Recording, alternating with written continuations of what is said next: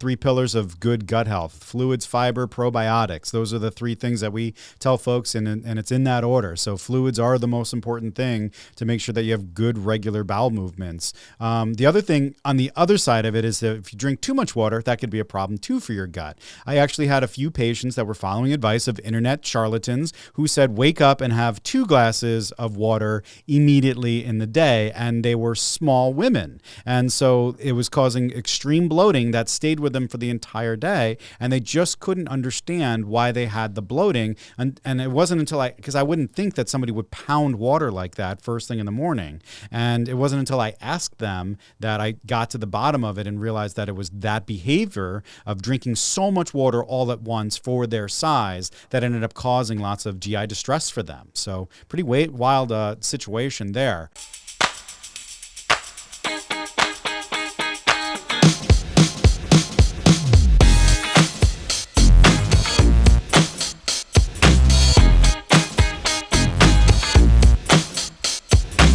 This is the podcast that flips the health and wellness industry upside down so you can be your healthiest inside and out.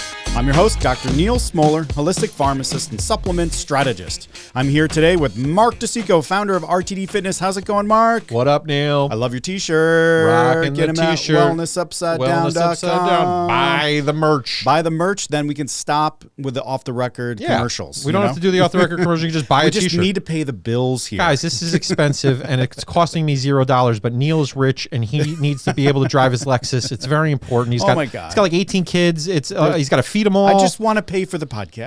We're just trying to pay the podcast. I'm shaking my We're can shaking here, the can folks. in front of, listen, we can't keep giving you this free content without somebody helping us out here. So at some point, you guys are going to have to contribute. Get a t-shirt. Get a t-shirt. Like us on Facebook. Yeah. Visit wellnessupsidedown.com for Right. all things podcast related. And today we're going to be talking about hydration, getting drated, the cool kid's guide to hydration. So Like, there's nothing cool about hydration. there's everything is cool about it. the Only least cool people get hydrated. Yeah, Everybody okay. else, I think today, like, we're just going to be doing hydration memes. Like, Sure. that should be what we do on the lead up on social media here, is just talking hydration. Like, don't come at me with your dehydrated energy. I can't have it. I don't want right your now. dehydrated energy, and it's like a Afro Man play on because I got hydrated, right? Because I got drated. Because I got drated. Yeah. I want to be drated. So in No? the holistic standard, this would be silliness, but it also would be nutrition. It's one of the lifestyle domains found at the bottom of the wellness pyramid, nutrition. Some people consider, like Mark, they consider water the 4th macronutrient. I consider it the 4th macronutrient always. I talk about it as it is equally important to me as getting your protein intake. That's how strongly I feel about water. That's pretty strong. It's very strong. I Because mean, you've committed so much to this that you're 70% water. that's the thing. My whole body now is 70% water, and I did that with science. I used my body's own mechanisms to create a body that's now 70% water. And that's just me. Like, you guys are about 69.9%. I'm at 70% Think full about on, just real water, guys. Right. Like pure, just uncut water. We should be talking about bottled water during Yes. this thing, and how like some taste like a nickel. It just tastes awful. Like, what the heck is going on? Anyway, so visit wellnessupsidedown.com for all things podcast related. What we really need you to do is buy the merch, so that way we can buy a fan, because it's like 180 degrees hot in when the we studio. record, and I can't think when it's hot. So hot. like, we have to edit this podcast down, and I just started paying this new producer, and the poor guy's just working. It's like a sweatshop over all there. this The poor extraneous guy. chit chat we got going on. He's got to cut it all down. It's such a mess, guys. Let's do our pre-show affirmation. Let's So do it. why are we here? We're here to help you live your healthiest life. And we are fans of supplements when done right. We just don't want you to get lost in the chaos that the health and wellness industries intentionally create. So we want you to make sure you're not wasting your time or energy on the false promises from the health or wellness industries. So we're here to help you on a new and better path to feel your best. So if we're ranting about something, it's not because we're picking on you. It's because we don't like the misinformation, hype, and propaganda that gets good folks like you to those places. So we're raging against the machine and not you. Today's show, Cool Kid's Guide to Hydration, which all kids that are cool know about hydration. We're going to address some meth. We're going to address some meth, amphetamine. We're going to address myths and misinformation around fluid status and hydration. And then I'm going to identify all the stuff that everybody is doing that is just plain wrong. And if there's a myth that's out there, Mark, guess what I'm going to say?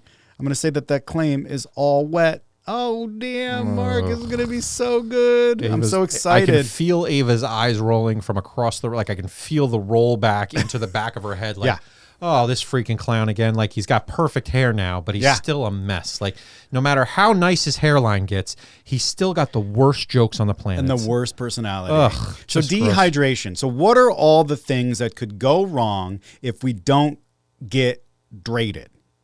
So what do you think, Mark? I mean, my organs are pretty important. Like my metabolism, being able to like give my cells the pieces they need to Mark live. is saying this, but like, do we have to make a compelling argument for water? Like, is this how far we've gone, folks? Is this how bad it's gotten that I have to defend water to you people? And like bring science into this? Guys, H2 freaking O, guys, like drink your gosh darn water. Like this is stupid that we even have to take this time to do this. But this is even something we can't get right. Like this is what we're up against, folks. Yeah. We're out here telling you should drink a bunch of water, and you're going to be like, well, technically, I had a body armor thing that's got a little bit of potassium in it, and that's better for my body because it's got electrolytes, which is what plants need. But we're not picking on you. We're picking on the machine. Now I'm picking on you. This is ridiculous. Stop drinking electrolytes and thinking you're getting water. Like, cut it out, folks. Stop it. And the reason that I'm bringing this in is that we may not realize how much of how we feel like crap is due to the fact that we have poor fluid status, right? And I've said this, and we've talked about this here. Every problem that I have is made worse by being dehydrated. Right. I can improve just about everything that's going on if I'm hydrated. I am behind the 8 ball if I'm not getting that water in because it's gonna make everything that I have going on worse. Headaches, pains, joint pain, all those pieces, they all get worse if I don't drink water. If you just don't feel right one day, it could be literal discomfort from being slightly dehydrated. You can have the headaches, as he said, fatigue, impaired cognitive performance. Neal, I need a supplement for brain health because I'm having difficulty with fuzzy, foggy thinking. Drink some water, right? We can talk about supplements. I had 57 coffees, Neal. I feel fine. No, you got to drink some water in there. There's something really interesting when it comes to dehydration. For me, it's cramps. Like when people come to me and they say that I have cramps, Neal, I need a supplement for cramps. That's the big indicator for me that somebody's dehydrated. Now, there's the vectors of propaganda that come into play that I always have to deal with, which is, it's really interesting to kind of watch happen. I've got this little experiment going. So one time somebody comes in and says, I have a cramp. I'll say, well, guess what? I'm going to save you money. You're not going to take any supplement. I just need you to drink more water. And 9 times out of 10, they don't do it. Right. And they want the supplement, right? Yeah. So then sometimes what I'll tell folks is here's a great form of magnesium that can help relax the muscles because that's what magnesium can do if you get the right dose of it. And I want you to take it with lots of water. Gotcha. Yeah, so it's really funny how a lot of this stuff it needs a little flourish in order for people to actually get it. But then I will, I'm an honest dude, so I would say, well, it's more the water than the magnesium, but the magnesium can certainly help as well. So, and it's fascinating that if you said that to me, I'd go, oh, he gave me magnesium. And that's the thing I'm going to hook to. And meanwhile, you take it with an 8-ounce glass of water because 7 times a day. Right. So, so it's very important to understand that, cramping and a lot of the stuff that we deal with on a daily basis can be resolved by just maintaining accurate fluid status. It doesn't take a lot, about 1 to 2% fluid loss, 1 to 2% dehydration, which is about like 1 to 2% of your body weight. If that goes off, you could be dehydrated and like not feel great. So over the long term, that's the stuff that people think about when they think about dehydration, right? So the like benign thing is dry skin, right? So people are like, oh, my skin's dry, and I'll normally point to dehydration. Winter's here, and so a lot of folks will say, I'm ashy and not classy, and I need to deal with this, and so we can put creams on the outside, but we need to hydrate from the inside out. So we have to get hydrated, get drated, and if it gets really bad, that's where kidney stones comes into play. But seizures, can be a result of dehydration. So clearly, we want you to stay hydrated. I know last week we talked about heart health, and there's one more like really severe thing over a long period of time. Poor fluid status can actually be a risk factor for heart failure. So we want to make sure that we're doing all of the things that we possibly can to stay hydrated. So the question becomes, how much water do I actually have to drink, Neal? And can you actually not make me drink lots of water. All of it. You got to drink all the water. Yeah. All of so it. there's Always. so much misinformation around how much to drink, right? Like everybody and their mother's got some sort of rule of thumb or system or standard of what you could, like Google it. How much water should I drink, right? It is insane to see. The 8x8 rule. You have to drink 8 ounces water 8 times a day. That's 64 ounces. And if you don't do that, you're a failure, right? I've seen specific stuff like you have to drink 1 ounce every 45 minutes, starting 20 minutes after you wake up, and you have to go until 2 hours before bed. And it's like, who has time for that? Nuts. I'm exhausted. It's thinking crazy. about it. And then there's the other side of the spectrum. Just drink when you're thirsty. Right. And so like that myth itself, Mark, is all wet. So thirst sensation can decrease with age. So people over 50 will have a decreased thirst sensation. If you don't drink regularly, your body will say, okay, I'm done yelling at you and saying that you're thirsty and you need more water because you're clearly not listening. So drinking when you're thirsty is a very, very bad strategy for maintaining hydration.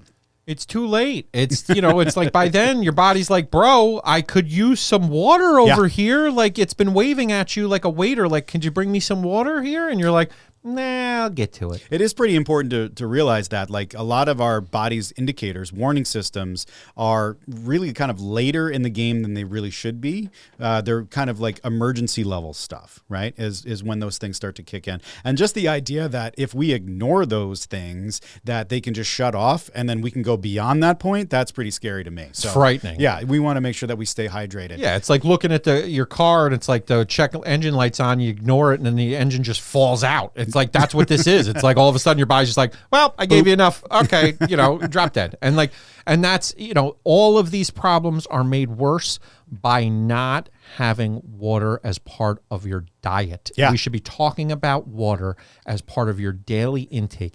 We take for granted the fact that our bodies have to have water on a daily basis. I am constantly fighting with my wife and daughter to drink more water. I have my daughter, she's got this giant Gatorade thing that she fills up and walks out of the house with every day. And a friend said to me the other day, she drinks like 5 sips off of this all day long. It's a giant thing. And she puts a little like lemonade squirt thing in it, which is fine because I'm glad she's getting any kind of hydration. But it's never enough. It's never enough. Right. The other thing is like, so I even have my rule that I've put out into the world about what you should be drinking. And so it's really interesting because I know that my rule is like an inaccurate version of what it actually should be, right? So I know that I have a gimmick, but I do it intentionally, just like that other placebo thing. There's a placebo effect here. I want people to have some sort of structure that's easy to remember that actually helps them achieve their fluid status goals, because I know they're going to fall a little short of that. And even if they fall a little short, they're still going to be accomplishing what I'm setting out to, which is to increase their fluid. And we've talked a lot about this here, Neal, but it's another time to go back to it. Getting a B+ in water consumption is more important than getting an A in water consumption. Yeah. All of us want to have an A+ in everything we do because we're lunatics. Yeah. And the roommate in our head is like, hey, you're not achieving at the optimum level here, so don't do it at all, which is insane, but that's how our brains work. And so you'd rather not do it instead of doing it towards the A. Getting a B or a B+ in water consumption is going to be hugely beneficial to your body than just pretending like I have to hit an A+ every time. We've talked about this here, Neal, but that mindset is going to be what trips you up more than just the water drinking. It's so important. Right. So there are standards that are actually set by the nerds. And so the National Academies of Sciences, Engineering, and Medicine say 3.7 liters for men, 2.7 liters for women, right? And that's based on average activity levels, right? And some people need fluid restricted diet, so that of course doesn't apply to them. So please, if you have heart failure or kidney failure, you don't want to follow these rules. You want to listen to your very smart doctor. But then there's other variables that are coming into play, and that's where this like one number thing doesn't work. Like temperature, humidity, and your physical activity levels, it could be different. If you're a serious athlete, you could sweat anywhere from like 2 to 10 liters an hour.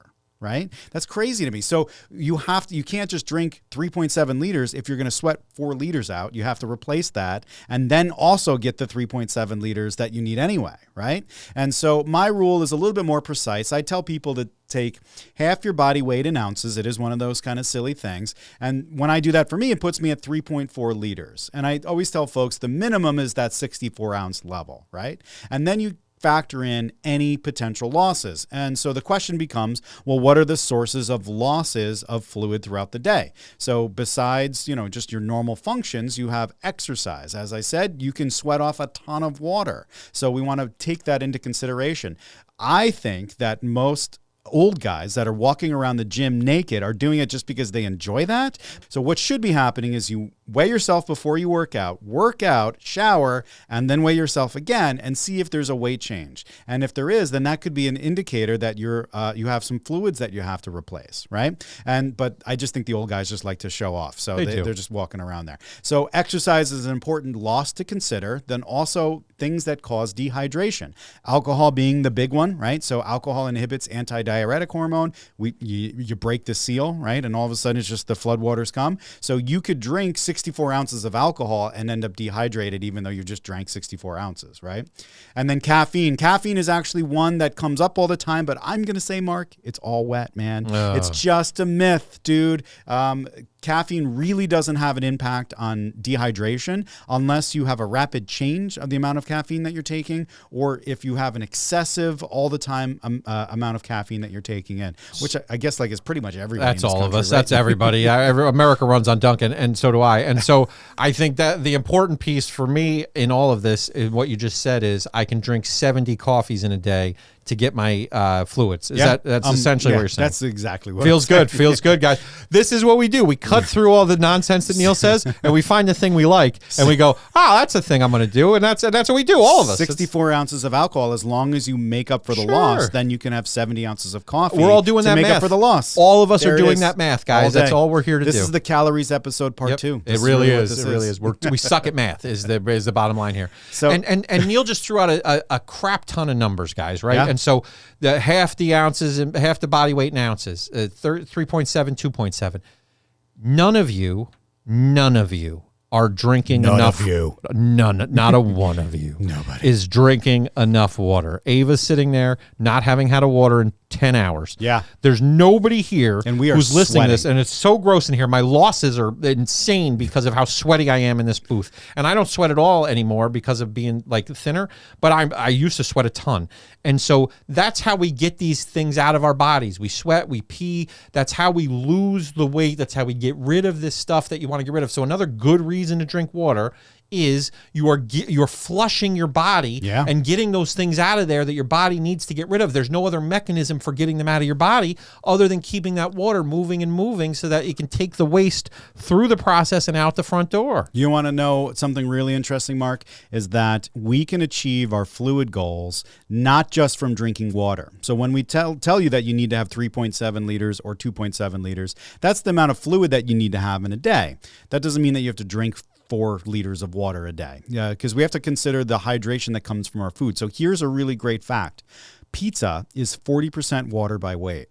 So you could have a whole pizza pie and be drained. I have, and I will. I can't, but I would. I'm going to put up on the screen here an image from the National Institute of Health because it lists the percentage of water in different kinds of food, and I couldn't believe that they put pizza on there. I'm like, all right, man.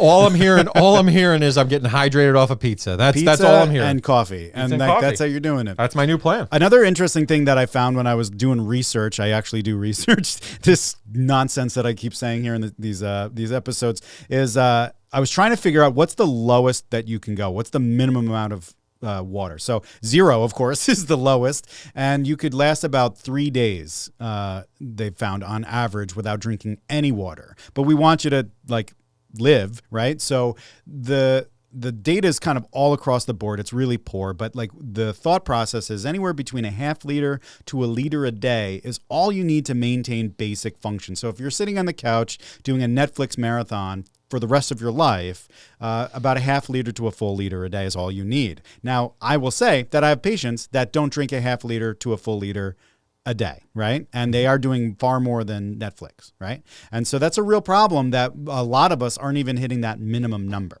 right? And so we're saying you're not doing it. You know you're not doing it. We're telling you that it's so important for you to do, and that all you're going to hear is, well, all I need is a half a liter to survive. Yeah. And so that's why we're talking about this stuff. This is a solvable problem. Of all the lifestyle domain pieces that you have control over, this is one of the ones that's the most available to you and you're doing the worst at, probably. And so we are taking these things and we're putting them in front of you for a reason. We're not just talking about water because we think it's neat. This is a game changer for you. This is a way for you to have an entry-level position at the Health and Wellness Factory where you can actually feel good about your body and how it works for you. If you're avoiding this topic because you just don't want to pee a lot, that's the wrong approach to this thing. You need more water than you're getting. No matter how much you're getting, it is not enough. That's the story here. So the British Medical Journal actually has a recommendation if you're going on a hunger strike. You have to have 1.5 liters a day. So that if you're taking in no food. So if you're Gandhiing it. If you're Gandhiing it, you have to have 1.5 liters. And they say take a tablespoon of salt and mix it into one of those bottles so you can get those electrolytes. So there it is. I mean, so now you know what the limits are. So it's half a liter of water if you're eating. It's 1.5 liters of water with some salt if you are not eating. And then if you're trying to do what you're supposed to do, it's 3.7 liters of fluid in a day if you're a man and 2.7 liters if you're a woman for like quote unquote optimal health. And what happens when you do more than that, Mark? What happens? You pee a lot. You pee a lot. And a lot of folks, when they talk about how much to drink, they say, go buy your pee. And so then they have these charts. It's sort of like when they do the stool stuff. Yeah. You ever see the stool charts? Yeah, like the I can't even. It's like, have you seen the poop swatches? Have you seen the poop swatches? So it's like, so there's a pee swatch, and it's just like if you had the worst taste in paint in the world, or like you were decorating a house in the 70s. That's what the swatch looks like. Here it is up on the screen, and essentially, you know, clear, like white or like just slightly yellow, is hydrated, and every other shade up to like coal black is dehydrated. I would hope that you knew that, but yes. But let's say that because you're looking at your pee, right? So it's a good indicator for me. Every time I pee, it's pretty clear. Yeah. And so I know that I'm staying hydrated. And that's important to me. I am deliberate in my water. I have always been a water proponent. I feel very strongly about this hydration stuff because I've seen the physical benefits. I've also seen what happens when I don't drink water and how my body reacts. So this is a crucial component here, folks. You don't want to just skip over this. So let's talk about fluids' impact on GI health.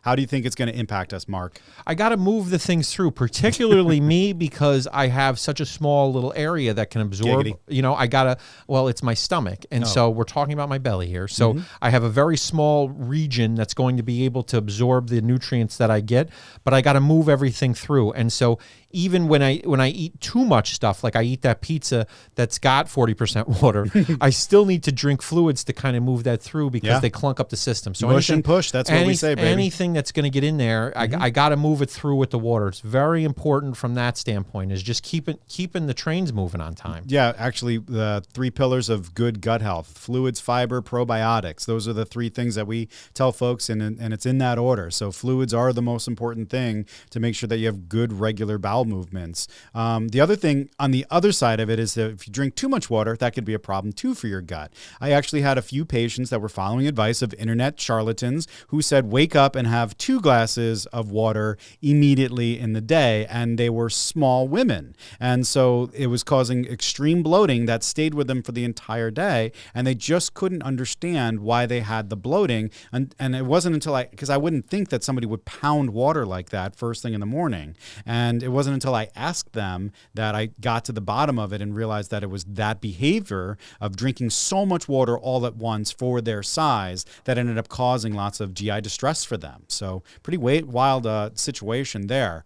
How about the impact of hydration on exercise, Mark? What do we got? Well, we have to. We talked about the sweating out as you work out. So, but in order to get all of the muscles and the tendons and the ligaments and the fascia and all the things we've talked about here in terms of like the stretching and the body weight stuff, all of that needs that water, that H2O, that good old H2O, to keep everything moving, to keep your organs functioning. Like, you can't work out without organs. They're very important organs. Yeah. And so without that health, if you're sitting around with, a kidney that's got a stone in it, you're probably not going to go for a run. I like to make my organs strong by giving them less water. So then they have to build up a muscle to pump it It's what harder. They crave. Yeah. They need electrolytes. That's what plants crave. So not staying hydrated or not hydrating appropriately will both affect exercise, right? So there's people that'll say that they've hit a wall while they're in the middle of a workout or an intense like physical activity. And that's normally because of either an electrolyte abnormality, a fuel abnormality,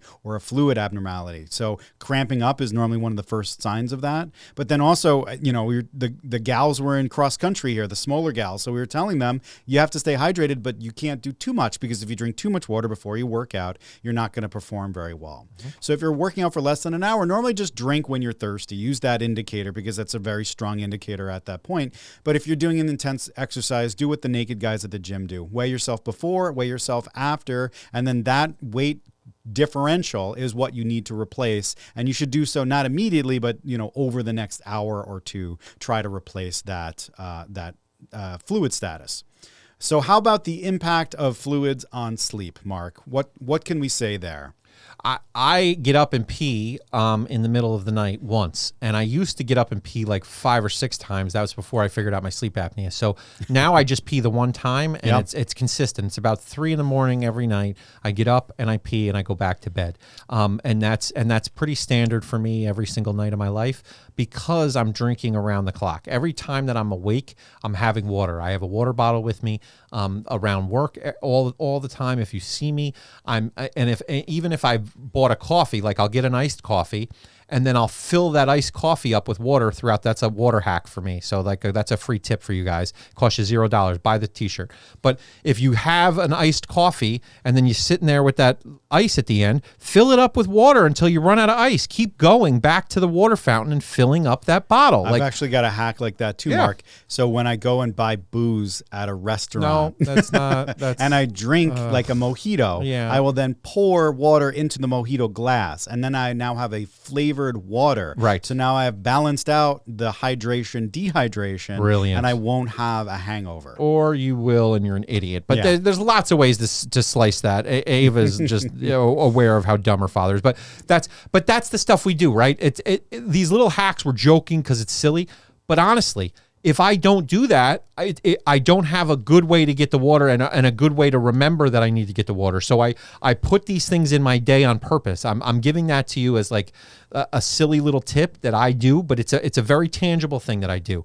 I fill that water back up because I know that amount of water I need minimally, at least that much, because I just had that iced coffee, right? But I then have like 4 or 5 of them. And then, if it's a 24-ounce, thing, and I have 4 or 5 of them, I'm at my 100, which is where I want to be over 100 ounces every day of water. I like to go over my weight in half an ounce because I work out on a regular basis, because I get up early and I do my yoga and I do my body weight stuff.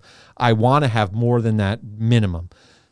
I got to hit the minimum though, and I feel the difference if I don't. And so there's lots of good ways. And you talked about the food stuff. Like I love like lettuce because it's got water in it. People talk about like careful with fruit, like watermelon. People like watermelon, but be careful because there's a lot of sugar in that. So I don't want you to have 800 pounds of watermelon because there's a guy I know who in my workout community. He's like, oh, all I do is eat watermelon. I'm like, that's a great way to get water in for sure, and it's a great way to like get a carb. Like it's a good healthy carb. But if you're eating like half a watermelon in a day, that's way too much sugar for your body. Here's just like a little pearl of wisdom, everybody. If your diet says that a food is magical or if a food is the devil, then you know that the diet is wrong. Run.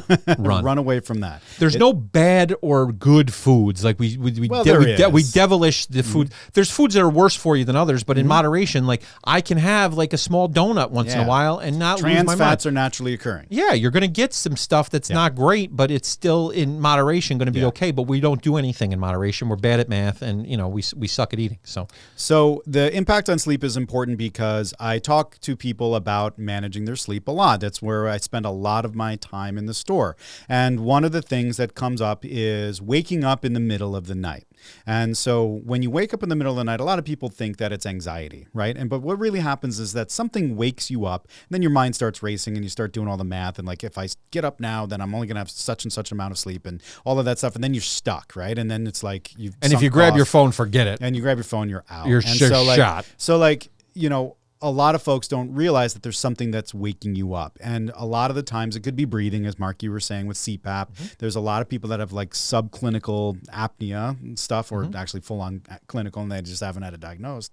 But there's a lot of stuff that comes up about the bladder. And in particular, people that are like postmenopausal women or older men that would have some sort of organ change around their bladders, right? For some reason, either they can't, like their bladders aren't working normally, or their prostate is acting up or something like that, right? And so I tell them to do an experiment using their fluids. Is it the amount that you're drinking is too much, too close to bed, or is it one of these other structural pathologies that are going on, right? And so I say be dramatic. So for the next 3 nights, 4 hours before bed, 3 hours before bed even is a good compromise. No fluids at all. No food, no fluids. Just try to give yourself like a drought. And if you do that, and after the 3rd night, you're not waking up as much, then you know it was a fluid issue, and you don't have to do the drought thing, but now you at least know, and not a structural issue. But if you're still waking up, then you know it's something else. And I think that's important information for people to hear, because